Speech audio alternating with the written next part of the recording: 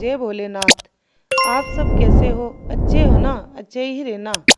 तो आज हम कोकिला व्रत की कहानी कहने जा रहे हैं, ज़रूर सुनना और हमारे चैनल को सब्सक्राइब ज़रूर करना।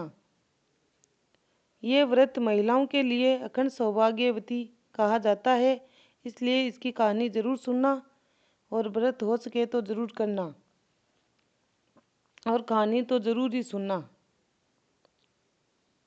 तो कहानी आरंभ करते हैं, सुनो। प्राचीन काल में दक्ष राजा ने महायोग का आयोजन किया और सबको निमंत्रण भेजे।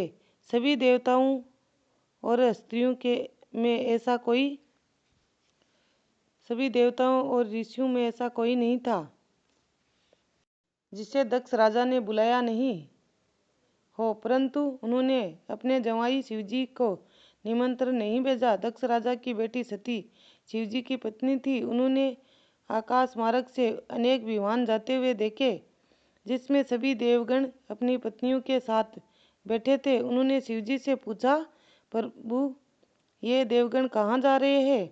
शिवजी ने बताया, तुम्हारे पिता के यहाँ यज्ञ महत्व है, उसी में शामिल होने जा रहे हैं। सती ने कहा, नाथ, मुझको भी जाना है, हमको भी जाना है, मैं भी वहाँ चलना चाहिए। शिवजी ने उत्तर दिया, हमको तो कोई निमंत्रण नहीं आया प्रिय। सती हट करने लगी, समझाने पर भी न मानी। शिवजी ने अपने गणों के साथ उन्हें भेज दिया, परंतु वहां जाने पर उनका अत्यंत अपमान किया गया। कोई भी उनसे सीधे मुंह बात नहीं कर रहा था। उनकी माता और बहनें भी पिता के डर से उनके करीब नहीं आई। ये देखकर दुखी सती अग्नि प्रकट कर भस्म हो गई। उनके साथ गए गण ने ये विषेक आरंभ कर दिया कि उनसे कुछ गण भागकर शिवजी के पास गए और समाचार सूचित किया। सती के भस्म होने की बात सुनकर शिवजी अत्यंत क्रोधित हुए। उन्होंने दक्ष यज्ञ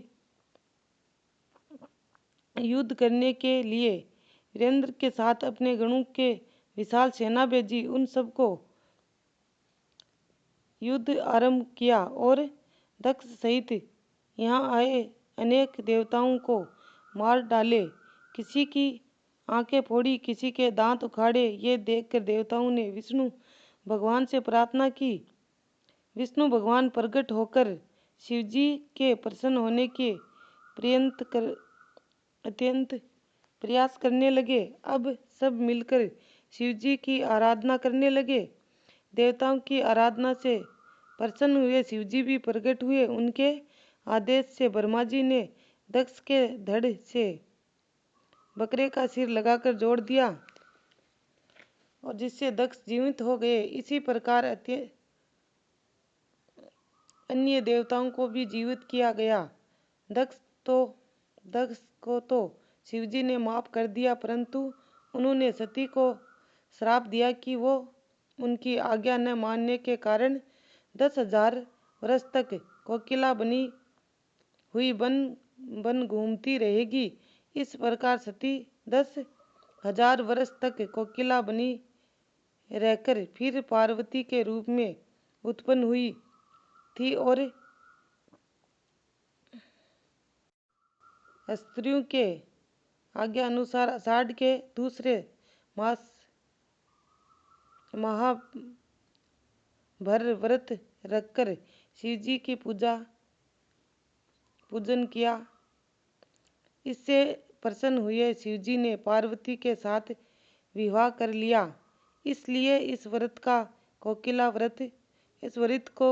व्रत किया जाता है। ये व्रत कुंवारी कन्याओं के लिए भी श्रेष्ठ पति देता है, अच्छा पति मिलता है। श्रेष्ठ पति कुंवारी कन्या करे तो उन्हें अच्छा वर और घर मिलता है, और सुहागन महिलाएं करे तो अखंड सौभाग्यवती होती है। ये व्रत जरूर करना चाहिए। जो व्रत नहीं करे वो कहानी ज़रूर सुने।